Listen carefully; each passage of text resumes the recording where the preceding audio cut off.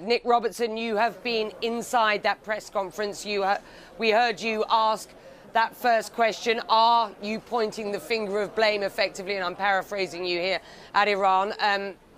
The spokesman sidestepping that question somewhat. Your analysis of what you've heard? Well, Becky, just to broaden this out a little, of course, not just journalists in the room, probably you weren't able to see them off camera, but a lot of diplomats in here, ambassadors, military attaches. Indeed, they're what the people you see behind me, not journalists. They're the ambassadors of various nations invited here so that they could get eyes on these components. 7 drones, 2 cruise missiles laid out there, a total of 25 fired. But I think it was, what we're clearly hearing here is a presentation of the military evidence, and this is what the Ministry of Defense said that they would do. They've done that. They put it in the public domain because the questions have been asking that.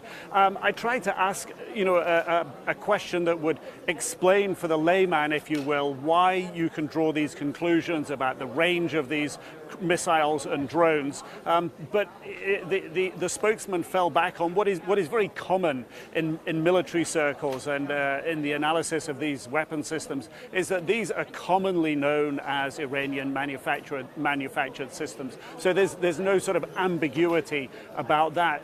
The range, of course, was significant, saying that it couldn't come from Yemen. I was particularly interested when I tried to find out how they're backtracking, using what evidence to figure out where these cruise missiles, a total of 7 cruise missiles fired, a total of 18 drones sent in the direction of these facilities, how they're trying to backtrack. And he pointed to the GPS systems within the UAVs, the drones in particular, to indicate that they are looking at the data in those GPSs, because that will provide a series, if you like, data breadcrumbs to where the drones took off from. And interestingly, he said, even while they're doing this, the Iranians, he said, are trying to interfere with that process.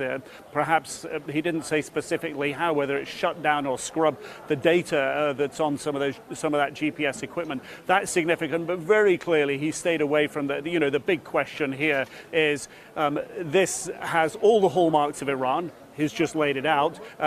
If it is Iran's was the launch point, or despite just only being the fingerprints of Iran, what will you do? And he said, look, that is not a decision for me. That's a decision at a political level. But clearly, his job has been to provide the base analysis for that political decision making. And from what was displayed here, unequivocally, it appears, backing up what has been said, that this was Iranian manufactured equipment.